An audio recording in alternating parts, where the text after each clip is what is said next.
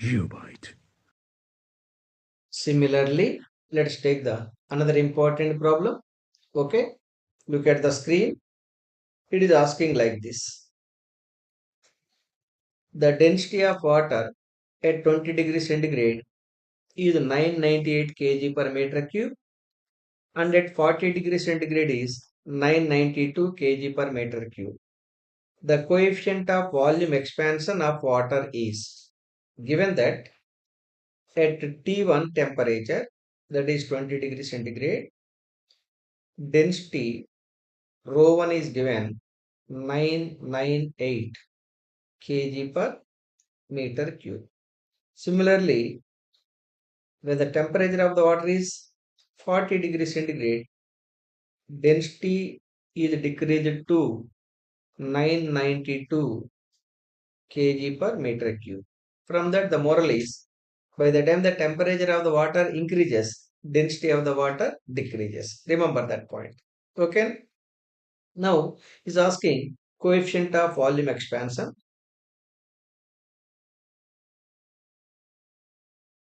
Coefficient of volume expansion beta is how much? Okay.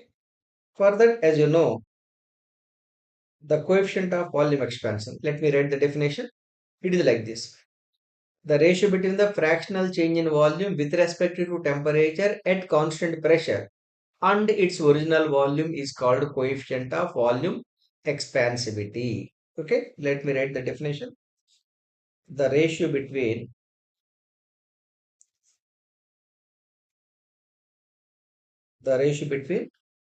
fractional change in volume, fractional change in volume with respect to temperature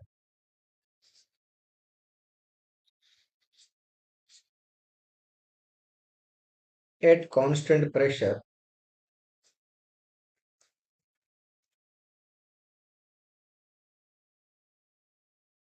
and its original volume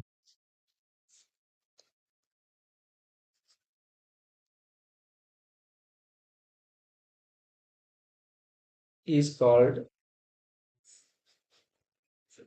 coefficient of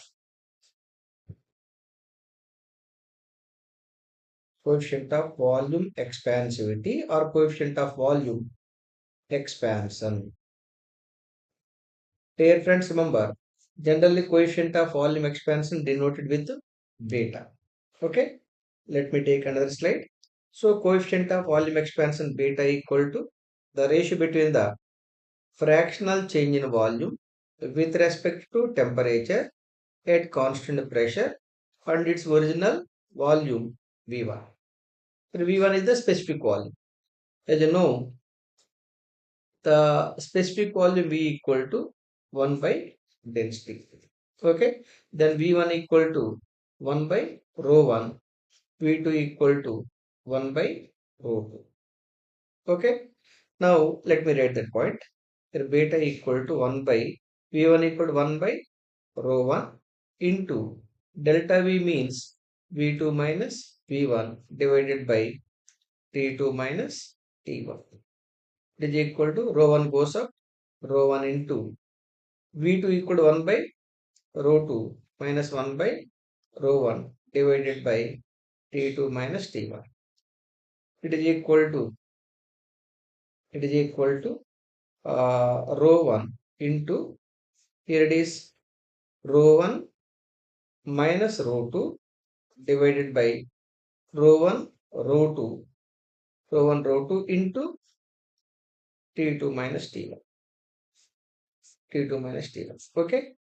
So coefficient of volume expansion beta equal to rho 1. Look at the rho 1 value. Rho 1 is 998. Rho 2 is 992. So 998 into 998 minus 992 divided by rho 1. 998 into 992 into T2 is 40 minus T1 is 20. 998 cancelled. It is 998 minus 992. It is 6 divided by 992 into 20. You simplify this value for getting approximately 3 into 10 power minus 6 per degree centigrade. Look at the options.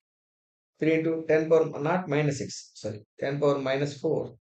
3 into 10 power minus 4, right, per degree centigrade. Look at the option A. Option A is absolutely correct. Okay, understood clearly? Yes. Similarly, let us take the another important problem. It is asking like this.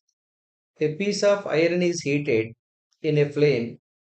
If first becomes dull red, then becomes reddish yellow, and finally turns to white hot, the correct explanation for the above observation is possible by using very simple Wayne's displacement law. You know, Wayne's displacement law equal to what? No, Wayne's displacement law is sigma m into t equal to a constant.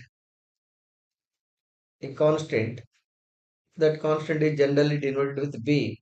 Therefore, sigma m into T equal to constant P. That is the Wayne's displacement law. Stephen's law is different. Anyhow, a piece of iron is heated in a flame. It first becomes dull red, then becomes reddish yellow, and finally turns to white hot. Then the correct explanation of this right observation was given by Wayne's displacement law. Option B is absolutely correct. Okay, na? The color is completely depending on the mean wavelength lambda. That's why it is discussed by this concept is given by Wayne's displacement law. Okay. Similarly, look at the another important point asking like this: if the radius of the star is r and it acts as a black body, what would be the temperature of the star in which the rate of energy production is Q? Sigma stands for Stephen's constant. Okay, you know Stephen's law from Stephens. From Stephen's law. What is the Stephen's law? E equal to sigma into T power 4. But the but rate of energy production,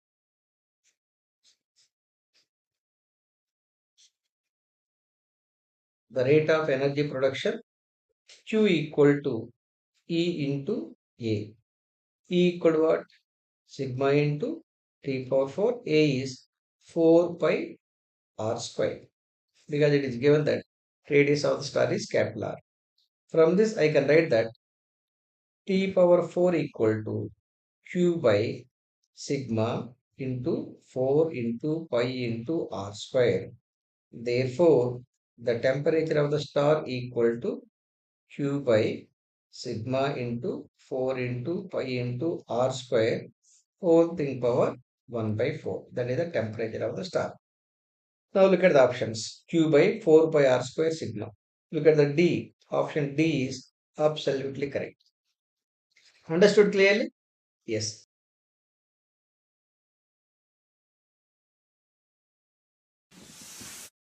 Geobyte.